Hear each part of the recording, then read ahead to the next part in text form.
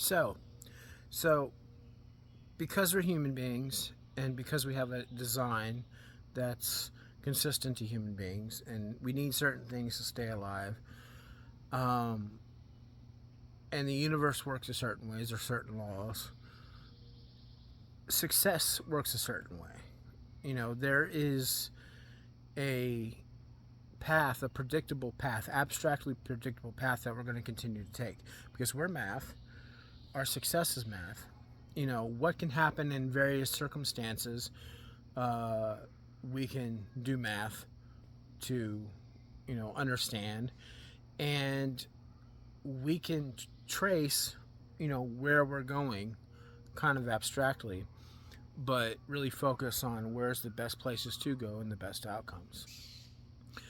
And so we're predictable and we have predictable outcomes, and it's following a pattern. And the pattern is that uh, I think the best way that I could probably deliver it to people is that, let's say you go into a new job. And at first you go into the new job and you're really nervous, right? Do you want to be nervous the entire time? Do I want to sit? You want to sit there anxious, not knowing what to do, don't knowing who to trust? Is this actually what you want to do? No, nobody wants to do that. It's not energy efficient. You're not happy, right? So there's predictable outcomes, and where you eventually want to get with your job and your coworkers. So when most people do get is at a point where you can talk openly.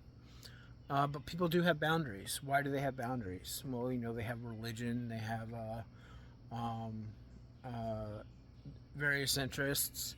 But even in their boundaries, there are things that are more important um, in their priorities. And let's say that they understand a certain point wrong. They're still doing other things right. The fact that they're walking around, they're still eating, still, drinking water. And if you go too far outside of that, now you're mentally ill. You can honestly be mentally ill before then. But you can see it breaking down in people that are mentally ill. You can see they're becoming more disconnected from the things that are most important. But on the reverse side of that is that you can become more connected to the things that are most important and prioritize things better. And that's when people perceive you as being an intellectual person, is that they're seeing how you're able to communicate and survive. And they may have biases for a while, but their biases eventually have to get broken down. Um, uh, Unless they're just going to be trapped in the same position for years and years and years on out, which I've seen. But there's still some type of gradient to their change. They're still changing some, right? And so it's just really ridiculously slow in some people, In other people, it's really fast. They're just progressing really fast. But the fact is that because there's consistency in our success, we're all kind of coming to the same conclusions. And especially if you're working on your education and you're working on just being a more effective person in general, you come to these conclusions a lot that other people come to a lot faster. And you got a lot of things going inside internally that you're not really saying, but that's actually running really well, and you're deciding what thoughts you're going to put out there. So maybe after so long into your education, you're kind of become kind of more of a quiet person than you were before, but you're really selective on what you choose to say, and you understand the situation a lot better. You're just not talking as much. So it doesn't stop being consistent. It doesn't stop. This pattern of success doesn't stop. And what we want to come to is what uh, game theory calls the dominant outcome, is when all the players in the game are satisfied. And because we have a makeup and there's a way that we exist and certain rules that are pre-existing, it's kind of a path that's already been laid out for us. And what it looks like is it looks like family. This looks like people being close. If you think, okay, now we're going to go further in their education. In the past, in their religious beliefs, or maybe just in their anxieties, they have a problem with being around naked people, right? Okay, but now they educate themselves and they become a doctor, and now they don't have a problem with naked people. And they realize, well, I never really should have had a problem with naked people. There was never really a problem that people are naked. The problem was me the entire time. I'm producing a problem by having a problem. There's no problem in naked people. So, and these are kind of things that we always, everyone kind of comes to these conclusions one day as they get older, and more mature or more educated or whatever. So now let's just multiply that across the board. If you look at, and why would we multiply it across the board? That's because if you look at how education has progressed, they are the things that took very great thinkers and philosophers their whole life to figure out are now taught in elementary, right? And things that were built on top of those guys are taught in elementary. By the time we make it out of high school, they've already learned political science, they've learned home ec, they've learned calculus, they've learned all these skills for life where they could basically start their own business just on that, and as long as they're really using their mind, they'll be fine. And they can innovate further than other people have with just on that. But you can go even further. You can go even more specialized routes and go to college. And so the education is going to continue on this path. The education is going to keep getting better and better and better. But we're at a point right now where basically everything's about to jump. Things have been kind of going at a certain rate and it's been getting faster and faster and faster. But now it's about, because of innovations in AI, that where we can produce labor that takes thousands of people to do, and hundreds of days, we can take all that labor and we can condense it into have a computer do it a lot faster. So we're coming to these nearly miraculously looking results like the Jetsons, and it's actually better than the Jetsons. The Jetsons is really kind of a weak example compared to what this is. A genie is the best way that I can, if without directly showing people, which I'm gonna give a demonstration of that. I just need to get this decentralized business out, and I prefer people's expectations to be less rigid, less anxious, more understanding how value works, understanding that people are deciding what to do, and people are going to choose each other, and they're going to choose their own family, and they're going to choose their friends, and they're going to choose their community. That's not going to change, right? Because we need each other. Regardless of how much of an ogre somebody wants to advertise himself as, no one's really ever an ogre. So they're involved with people in some way. And if they're not, they're trying to be in a situation where they're involved with people in some way. So it doesn't matter what people's religious beliefs are, if there's a way in which, kind of like a giant human calculator, like what's that movie? A Hitchhiker's Guide to the Galaxy. The human race is kind of a computer itself working out problems. We're kind of like these things that are not actually a part of what inevitably will be are becoming, there's just a lot of pressure on them, right? And inside of a person, the person can be given routes outside of that, because that's basically representing information, a block of information that's causing them to act a certain way. There's a lot of pressure being put on this when people are acting better. And in people acting better, they become more sophisticated on reducing the stress on the individual in which pressure is being exerted on for the previous behaviors. And so then that keeps getting better.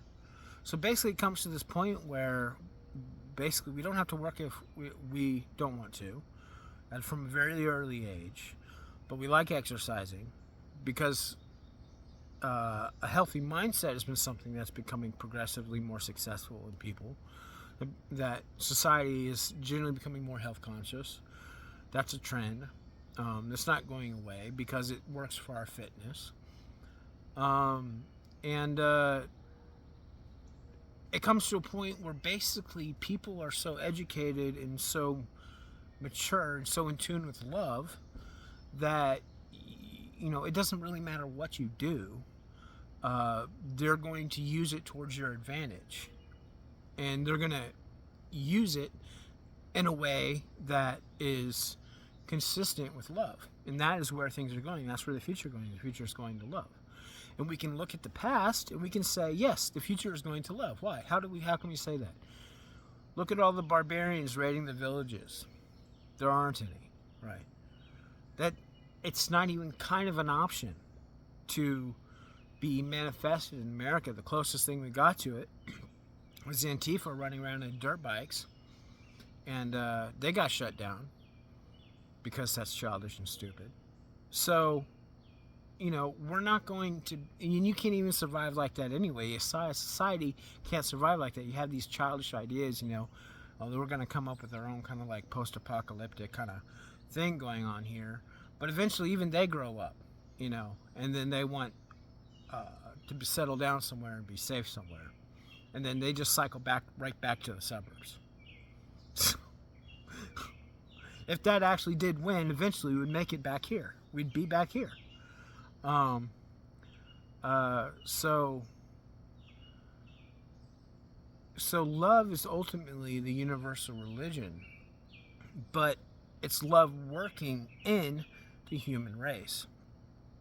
And so we can see where are the landmarks where love has succeeded the most. Why has it succeeded? Where does our comfort, our joy, our peace come from? How did it get there? What's it connected to? And eventually people are going to want to have a more scientific mindset about it. They're not going to want to, have to have their answer. And a lot of people make Christianity into, well, this is the answer you have to have. I'm telling you it's not, because I didn't care. I was a wizard. My understanding of life and reality and growing up as a childhood, that was the most real thing to me, was, focusing myself in a way that I have power over my environment. And honestly, love was at the core of that until I became a teenager, and I didn't have any friends that were into the way I thought about this, which is, it's a lot of things at one time. It's like using your mind, it's being patient, it's, trying to make wise decisions, and it leads to kind of a magical effect out after a lot of work and thought and effort and skill beyond what people typically do. Now it looks like something. Now you're starting off with very little to work with. You're scaling it to very big results. And that was what I was into. And that was my religion, the way I understood life. But I didn't have anyone else, and I kind of strayed as a teenager. I had a friend that was into witchcraft and stuff.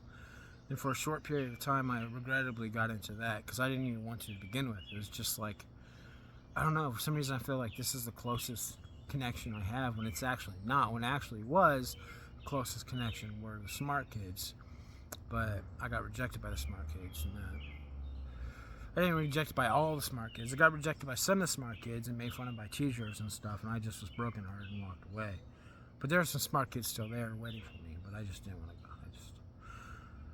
I was just destroyed. I just couldn't do it anymore. I've been doing that that was 6th grade, I think. I just had done that year after year after year. It got destroyed. I just didn't have it in me anymore to try any longer.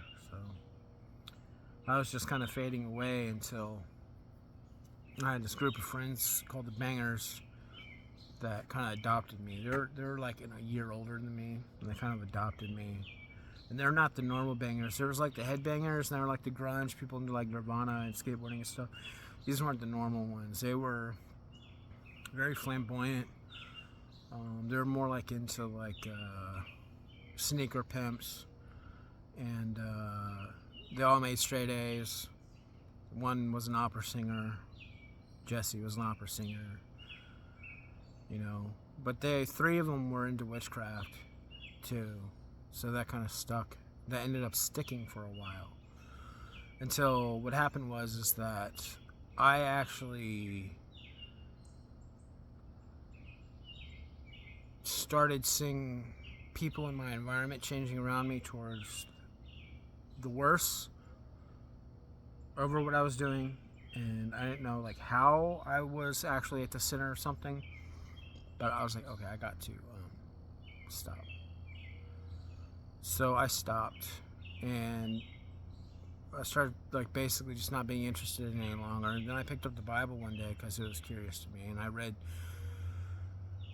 something that Moses said, or that he said, tell the Israelites. And he said, I am who I am. That's what God was saying to Moses. I am who I am. Tell the Israelites that I am sent you. That hit me like a rock for some reason. It's just like my mind already works on a game theory, and it's working in ways that I don't really understand. It's just neural connections, right? And so I'm just kind of experiencing, you know, math in my environment through people and words and things. And when I read this, I don't know, it was like everything started like collecting, and it just sunk down in me. I was like, that's the right answer. I just knew it was the right answer. And then as I was reading further, I was reading things that Jesus said, and like my mind was like arranging right answers in my mind. That was making my mind more efficient. I could feel just like I have more energy. I feel better. I'm happy somehow. They're like, I can't deny these answers. These answers are right. Bless those that curse you. You can't get better than that. So I can't like deny this. This is actually the right answer. I can't do any like I don't want to argue with it. I can argue with it, but I don't want to. It's the right answer. You can't get better than bless those that curse you. You know. So, and then a lot of other things he said, he's basically talking in models. He's giving the parables or models for spiritual things in what our complex world is, and they're the right answers, they're the right models. Nobody else has given me these models, and the name is Jesus. I didn't know who Jesus was. In fact, you know what's funny about that is that I thought the name Jesus was just kind of a weird name. I didn't like actually understand like Jesus.